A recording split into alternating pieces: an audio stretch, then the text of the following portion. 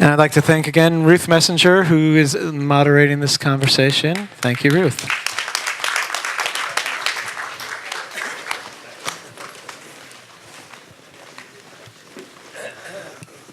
I don't know why I agreed to do this. It's an amazing film. Thank you. So I think people have a lot of questions, but I think the first thing, obviously, is for you to tell us the time trajectory in which you made this, which has nothing, which is way before what all of us are dealing with sort of all the time, and when you did it and why you did it, and how you were able to zero in so dramatically on what it's like for everyone involved. The lights are going to be like this all the time? What would you like? No, it's like... You want to see people? A little more blue, a little more... Okay, it's hard to look. Anyway, so I started to write the script, and the co-writers joined me in 2012. And it took us about 4 years to get funding, because the funders, in Israel there is public funding. The funders thought that it wasn't dramatic, there was no drama in it. And then, when we got the money, we made the film, and the Me Too happened while we were shooting. While we were in production, and we sort of told each other, it's nice news. And somebody was even joking, we're becoming mainstream. And we just went on, and I finished the film, and that's it.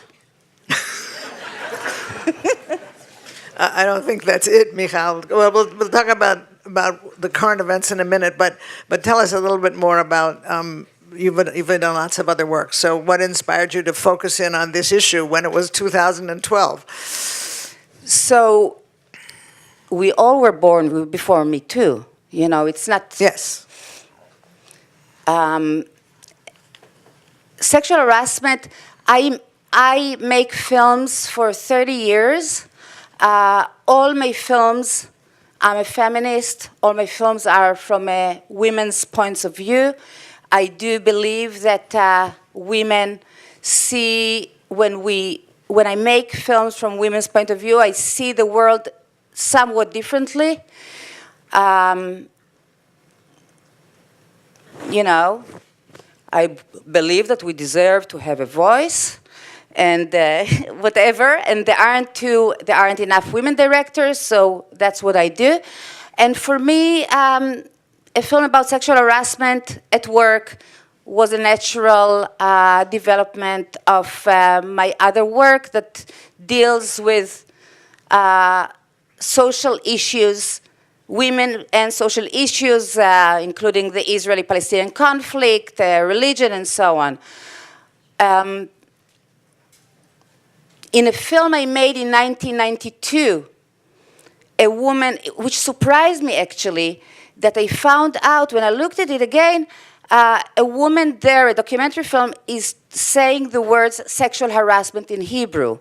So in 1992, there were the sexual harassment, הטרדה מינית, existed in Hebrew, which means that the notion is older than what we think. That's what I have to say. No, I mean, it's very old, and many people in this audience know that. So say a little bit more about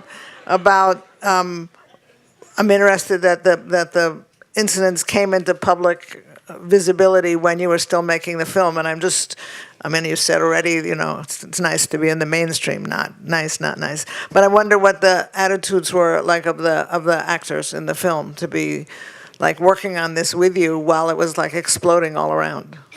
But we were working. We didn't have time to see the explosion,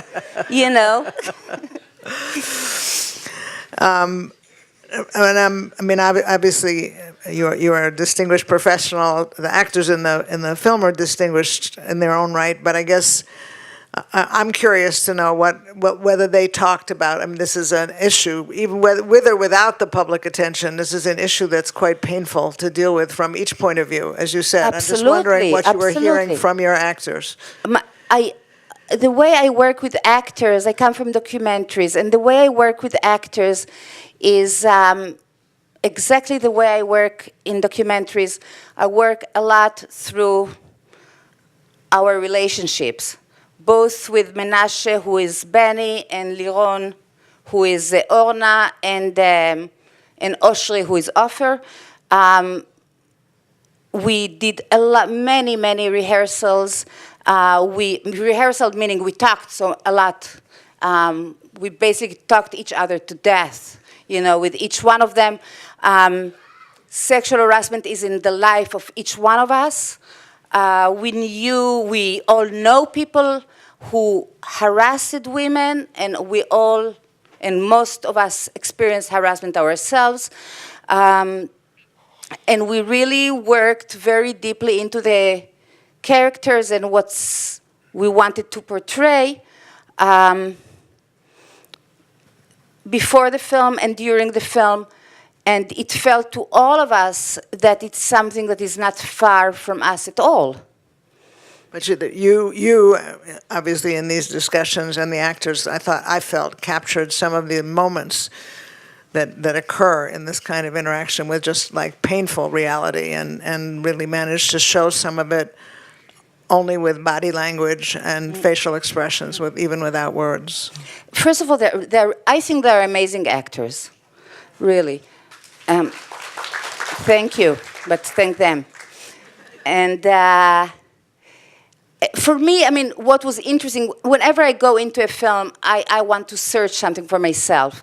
And what I really wanted to find out through this film is what are the gray areas around sexual harassment, and why sexual harassment can take a long time sometimes, long-time relationships sometimes, and how all the parties are involved with it, in what ways, and the ways sexual harassment influences the community and the family and everybody else, and destroys a lot. So I was trying to get at these issues, and these are the issues I dealt with my actors, before that with my co-script writers. And that was what kept it alive for me all these years. I mean, it's just beautiful. I mean, and I think the notion, yes, indeed, the notion that it occurs over time, and I mean, I think we were all, people will say what they were most moved by, but, Ofer saying, why didn't you do something right away? It's like, that's always the question, and it was really brilliant. What I'd like to do is take 4 questions to Michal for the audience, and then I've told Michal we're going to talk a little bit about some things that are actually happening now that are people's efforts to deal with this issue. There is a particular effort, I told Michal briefly before, in the Jewish community, so I want to talk a little bit about that with a colleague of mine. But let's get some questions for Michal from the movie. And before we do that, could we just have a round of applause to thank Barbara Dabkey?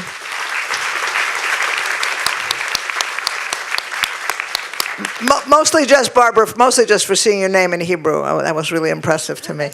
Okay. Say something about Barbara Dabkey, if I may. Yes, she might have a tomato to throw at you, but go ahead, try. Whatever she can. I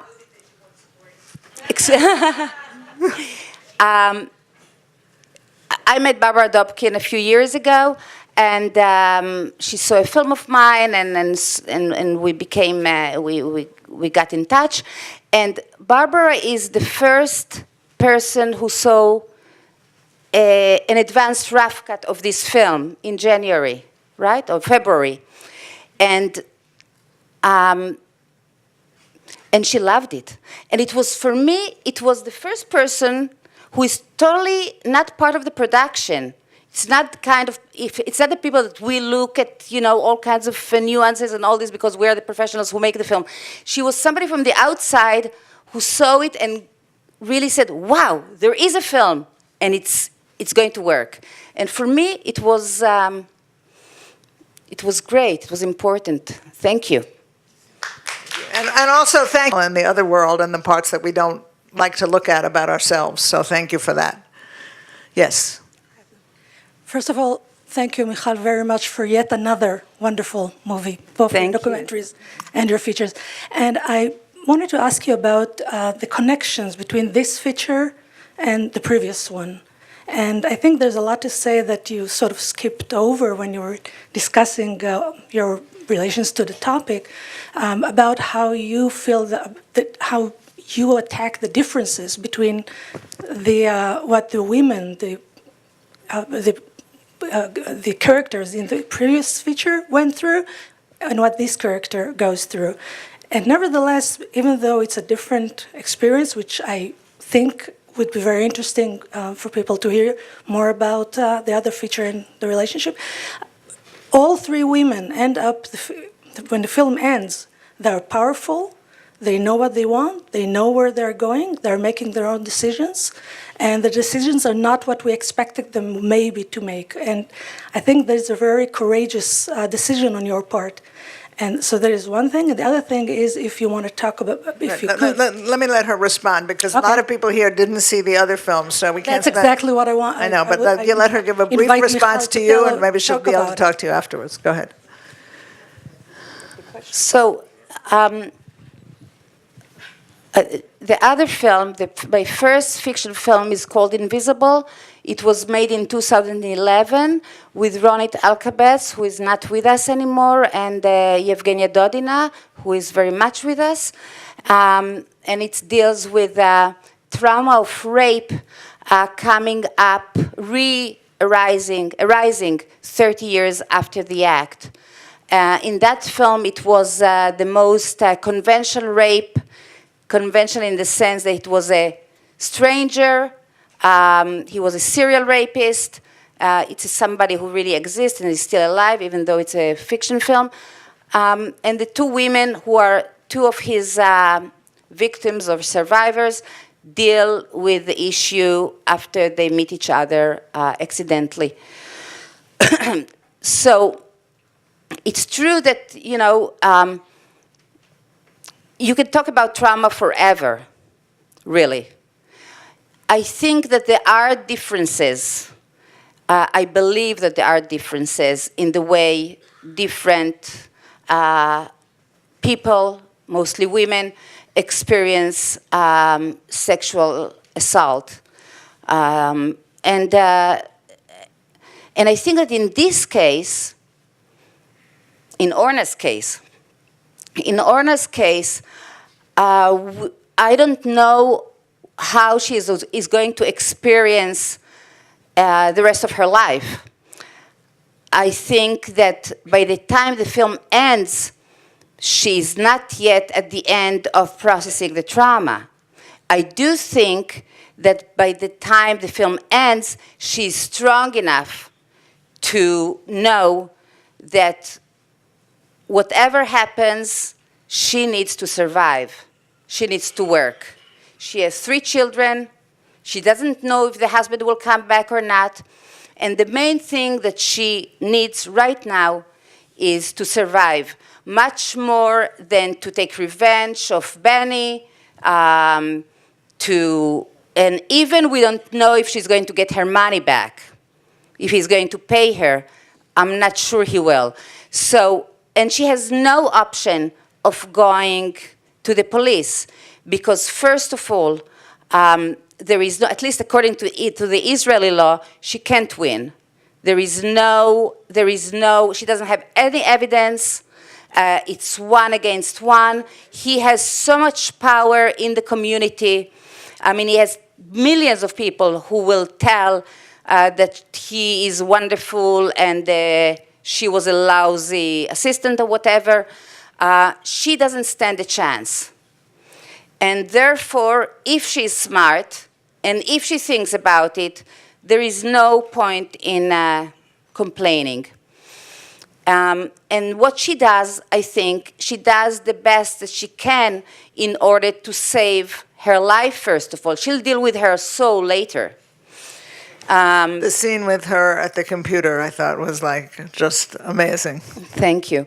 And basically, this is about maybe the 8th only the 8th time that there are Q&As with this film, because it came out 2 months ago. Which I was in a Q&A.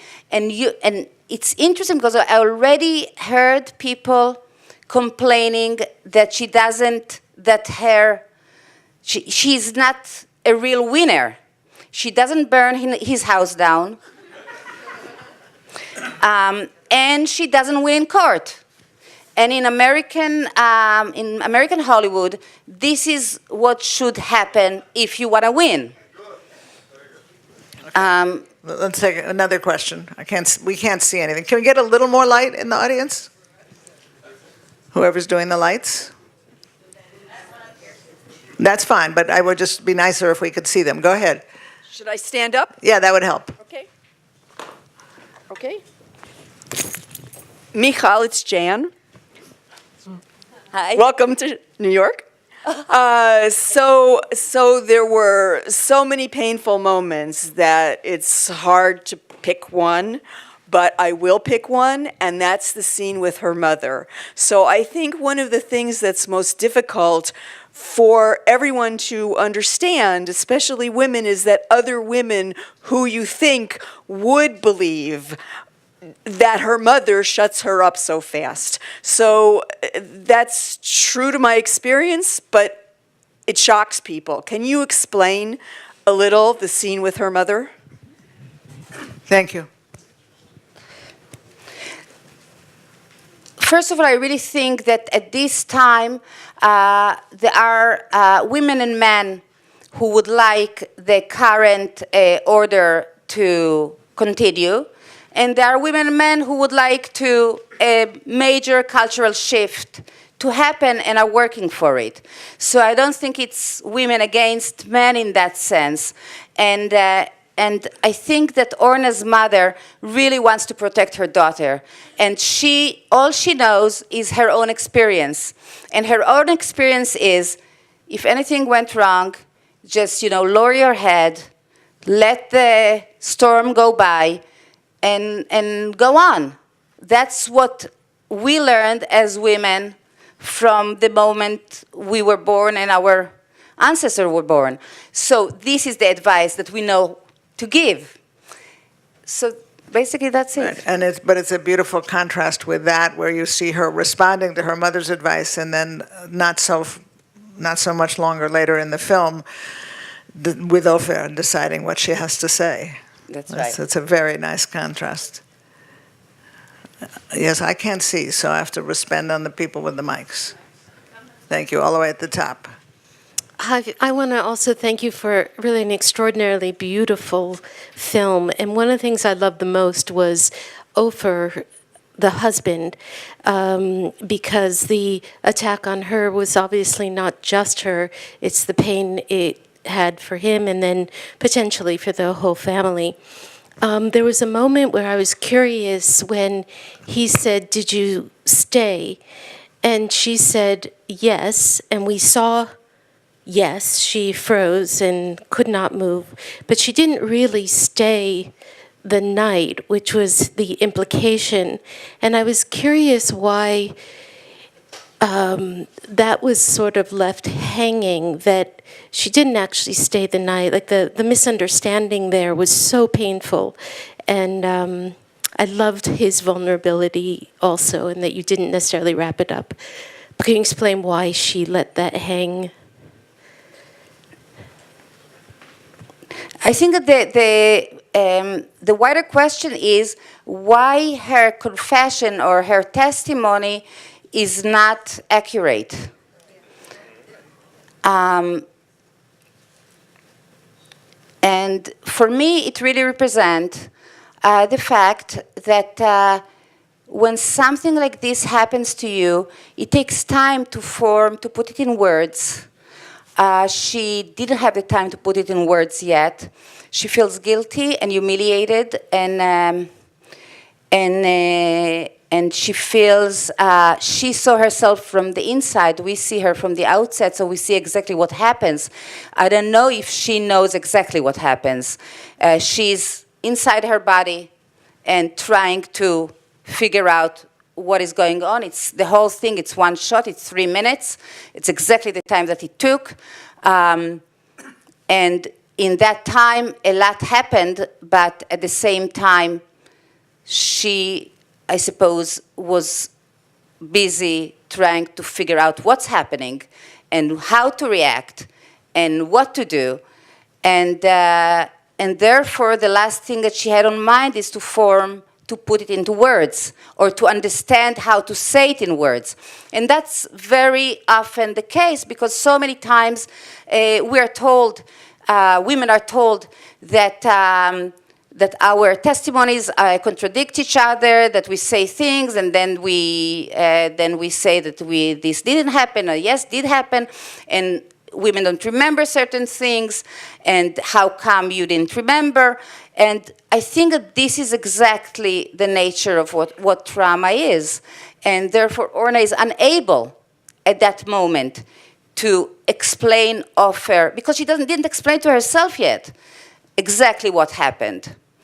To put it in words is to say, you know, he tried to rape me, or he sexually assaulted me.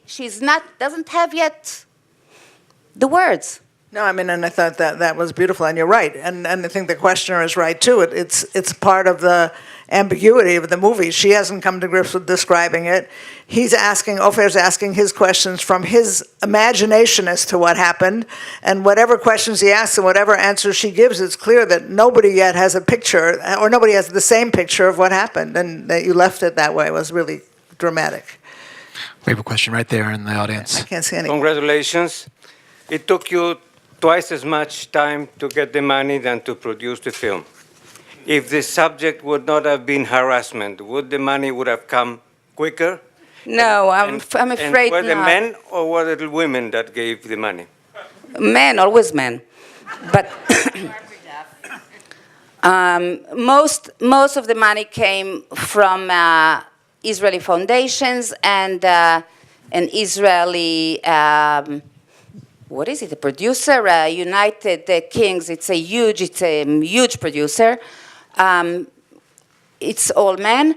And this is, and you know, these are the foundations that you apply for. The competition is very, very harsh, and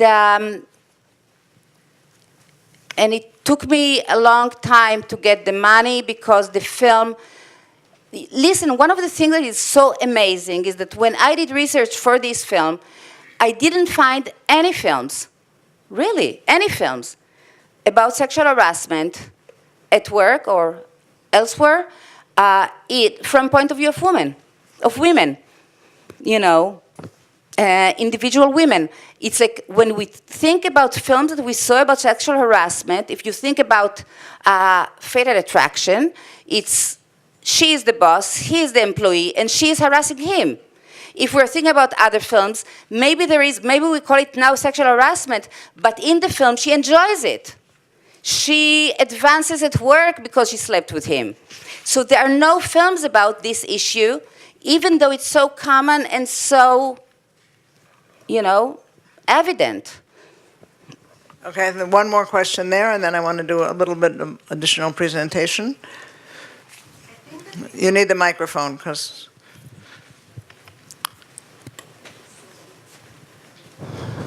Thank you very much, first of all. Thanks.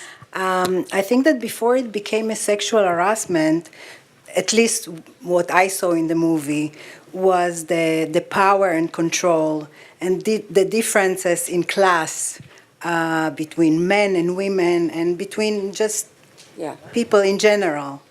So I wonder if that was also your intention, which... I'm very glad you're asking this.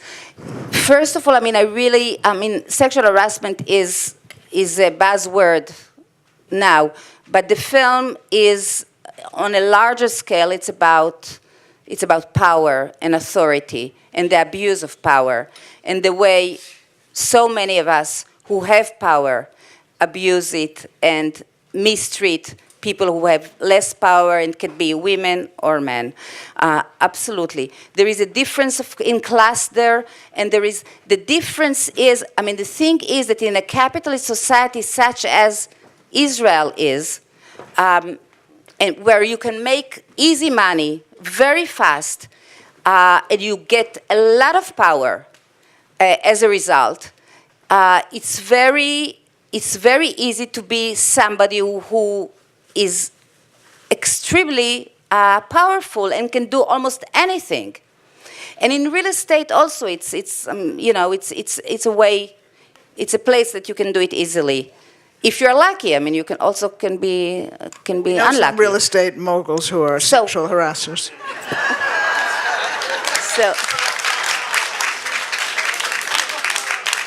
So class has a lot to do with this. I mean, Orna and Ofer are lower middle class. I mean, if they want to go up the economic ladder, and that's what they wish for, because this is what most people who are lower middle class, or everybody actually wish for, both of them know that they have to work hard in order to get it, and they need to be talented and ambitious and resourceful and creative and so forth. And that's what Orna tries to do. So in that sense, this is a social realist film, in that tradition at least, that speaks yet one more time about the have and the have-nots. So I'm going to ask Michal to pause for a minute. There might be some more questions to you, but I think we like with these films to sort of talk to you about what's happening in the world that's dealing with this. Stephanie, come down. There is an effort which was launched around the time of the Me Too explosion a year ago in the Jewish community particularly, called Safety, Respect, and Equity. So you can Google it, and I have information here for people who want it. But it's focused right now on setting standards for organizations to commit to be sure that, not that harassment doesn't happen because it can't always be avoided, but that if it happens, there are ways to deal with it and, thank you, and report it. And the focus right now, I think, has been on getting organizations to sign on, including the JCC has signed on, to undertake to be sure that people know that if this happens to them in that place of work, that actions will be taken. And the focus right now is on safety and respect, but I think it was really clear, the film makes all of this clear, but it makes clear also that not just the power inequities that you just spoke to, but the gender inequities in places of business mean that women are constantly victims. So this is Stephanie Rhoads. She runs an organization called Slingshot. She works with a lot of Jewish organizations. She's on the one of the many task forces. So is Barbara, dealing with this issue. But just say a word or two, and then if people want more information, they can come and get it from me. Yeah. No, well, how you've used SRE. So, hi, my name is Stephanie Rhoads. I'm the executive director of Slingshot, and we work with emerging Jewish philanthropic leaders to educate, connect, and mobilize them for the good of the Jewish community. And I'm involved in this work with Ruth. And we've sort of taken, in our work around safety, respect, and equity, there's sort of two initiatives that we're taking on, which we hope will catch on with other organizations. One is that we're adopting a policy actually next weekend at our board retreat. It's a harassment policy for our board members. One of the things that we noticed when this whole movement started is that there was a call for the staff of all of these organizations to go through trainings.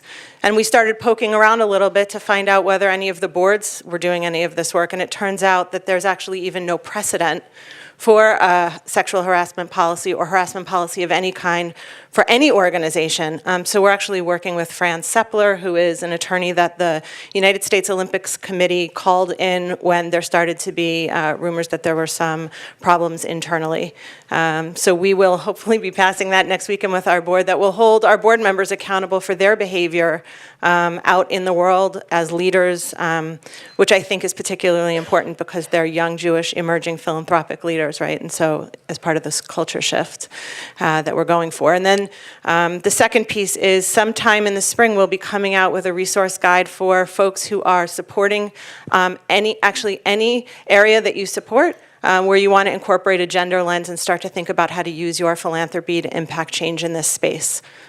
Which gives us an opportunity also to call out Chiffre Bronze Egg, who's sitting over there, who has been working on this issue for a decade with an organization called Advancing Women Professionals in the Jewish Community, and has raised a lot of these early questions, which go to in my mind, to the equity issue. Chiffre, yes. Actually, film inspired me. Okay, the film inspired her. Okay, so Michal. About the work, and it actually gave me a great idea, I think, which is, and it crosses over into the business and the power relationships. I think that every single organization that wants to sign the pledge or the commitment that SRA made, I think their entire board, all of their volunteer leaders, which will therefore bring in people from many businesses, and all of their staff in small groups should be required to watch this movie, which is actually a gift to them, and then have a conversation about what sexual harassment means. Okay, there you are. We're building your market. I want to say, just to close things up a little bit, and first of all, thank you all, and thank you. Please, this is an important topic, and of course, I think this should be required viewing for absolutely everyone, and in professional settings too. But beyond that, one of the amazing things about this movie that I want to say, beyond all the importance of it, the effectiveness of it, one of the effective elements of this, and I've seen this now a couple of times, you don't use music throughout the film. There's no emotional manipulation. You can't say that, oh, I'm being driven to like somebody one way or another way. This is kept real. And I think that is extremely effective and honest and brave of you as a filmmaker. So Thank you so much. Thank you so much. Okay, thank you all very much. But Michal, thank you. This is an amazing film, and it sounds like we will do a lot with it. So thank you, Chiffre. Thank you. Thank you, Ruth.